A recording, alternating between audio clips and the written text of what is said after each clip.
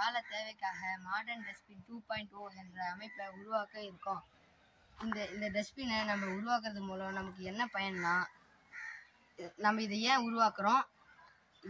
உருவாக்குறோம்னா, நம்ம ஊரில் இருக்க தெருக்களில் இருக்க குப்பை தொட்டியில் குப்பைகள் நிரம்பி வழியுது.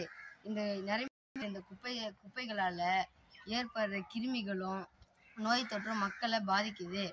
இந்த பாதிப்பை தடுக்கிறதுக்காக என்ன செய்யலான்ற யோசனையை நாங்கள் யோசிக்கும் போது இந்த சாதனத்தை நாங்கள் கண்டுபிடிச்சோம். இது எப்படி வேலை செய்யுதுன்னா, நாங்கள் இதில் பொறுத்து இருக்க இந்த சென்சார் மூலம் இது குப்பை நிறைஞ்ச